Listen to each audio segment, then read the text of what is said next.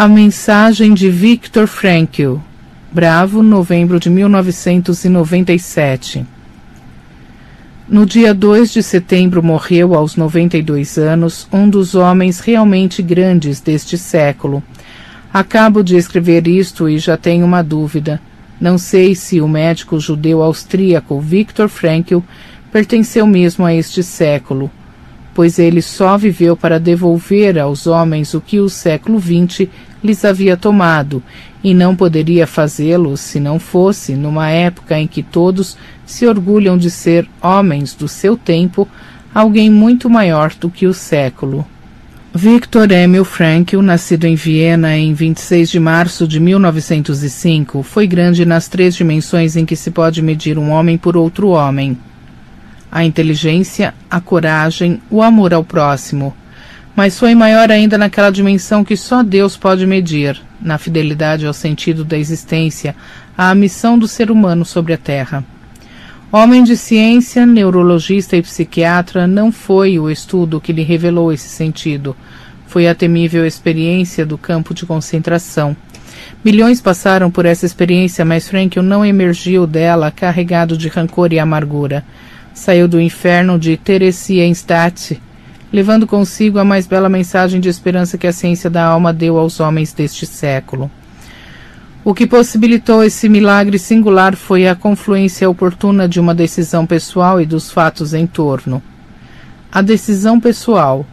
Frankl entrou no campo firmemente determinado a conservar a integridade da sua alma, a não deixar que seu espírito fosse abatido pelos carrascos do seu corpo. Os fatos em torno. Frankl observou que, de todos os prisioneiros, os que melhor conservavam o autodomínio e a sanidade eram aqueles que tinham um forte senso de viver, de missão, de obrigação. A obrigação podia ser para com sua fé religiosa. O prisioneiro crente, com os olhos voltados para o julgamento divino, passava por cima das misérias do momento. Podia ser para com uma causa política, social, cultural. As humilhações e tormentos tornavam-se etapas no caminho da vitória. Podia ser, sobretudo, para com o ser humano individual, objeto de amor e cuidados. Os que tinham parentes fora do campo eram mantidos vivos pela esperança do reencontro. Qualquer que fosse a missão a ser cumprida, transfigurava a situação, infundindo um sentido ao nonsense do presente. Esse senso de dever era a manifestação concreta do amor. O amor pelo qual um homem se liberta da sua prisão externa e interna, indo em direção àquilo que o torna maior que ele mesmo. O sentido da vida, concluiu Frankl, era o segredo da força de alguns homens, enquanto outros, privados de uma razão para suportar o sofrimento exterior, eram acossados desde dentro por um tirano ainda mais pérfido que Hitler, o sentimento de viver uma futilidade absurda. Nota de rodapé. Denomina-se ideal a síntese em que se fundem numa só forma e numa só energia a ideia do sentido da vida e a do preço de sua realização. Disse que um homem tem um ideal quando sabe em qual direção tem de ir para tornar-se aquilo que almeja e quando está firmemente decidido a ir nessa direção. O ideal é, por isto, condição indispensável para a coesão da personalidade, que sem ele se dispersa em aspirações fortuitas e esforços estéreis. Miragem e emblema, sua visão nos dinamiza, nos eleva e enobrece, e é sempre a lembrança do seu apelo que nos reergue após cada erro e cada desengano. Olavo de Carvalho, O Abandono dos Ideais, aula do curso Introdução à Vida Intelectual, de setembro de 1987. Fim da nota de rodapé. Frankl tinha 3 razões para viver: sua fé, sua vocação e a esperança de reencontrar a esposa. Ali onde tantos perderam tudo, Frankl reconquistou não somente a vida, mas algo maior que a vida. Após a libertação, reencontrou também a esposa e a profissão como diretor do Hospital Policlínico de Viena. Assim registra no seu livro Man's Search for Meaning uma das experiências interiores que o levaram à descoberta do sentido da vida. Um pensamento me traspassou. pela primeira vez em minha vida, enxerguei a verdade tal como fora cantada por tantos poetas, proclamada como verdade derradeira por tantos pensadores. A verdade de que o amor é o derradeiro e mais alto objetivo a que o homem pode aspirar. Então captei o sentido do maior segredo que a poesia humana e o pensamento humano têm a transmitir, a salvação do homem através do amor e no amor. Compreendi como um homem a quem nada foi deixado neste mundo pode ainda conhecer a bem-aventurança, ainda que seja apenas por um breve momento na contemplação da sua bem-amada. Numa condição de profunda desolação, quando um homem não pode mais se expressar em ação positiva, quando sua única realização pode consistir em suportar seus sofrimentos da maneira correta, de uma maneira honrada, em tal condição o homem pode, através da contemplação amorosa da imagem que ele traz de sua bem-amada, encontrar a plenitude. Pela primeira vez em minha vida, eu era capaz de compreender as palavras: os anjos estão imersos na perpétua contemplação de uma glória infinita. Frankl transformou essa descoberta num conceito científico, o de doenças noogênicas. Noogênico quer dizer proveniente do espírito.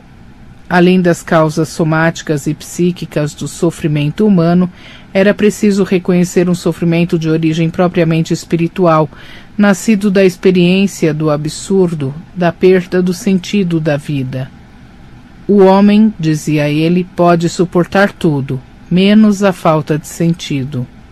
Das reflexões de Frankl sobre a experiência do absurdo nasceu a logoterapia ou terapia do discurso, um conjunto de esquemas lógicos usado para desmontar os subterfúgios com que a mente doentia procura eludir a questão decisiva, a busca do sentido.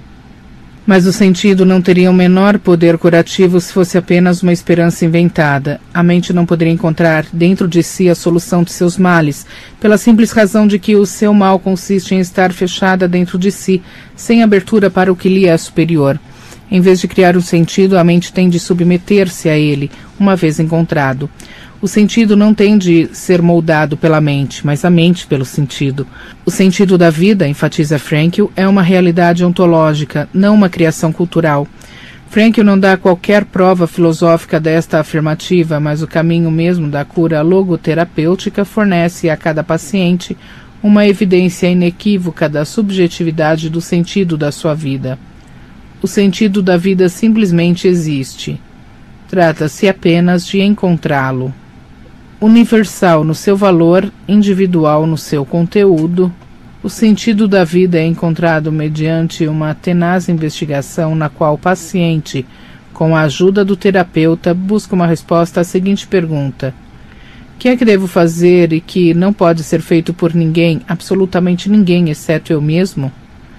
O dever imanente a cada vida surge então como uma imposição da estrutura mesma da existência humana. Nenhum homem inventa o sentido da sua vida.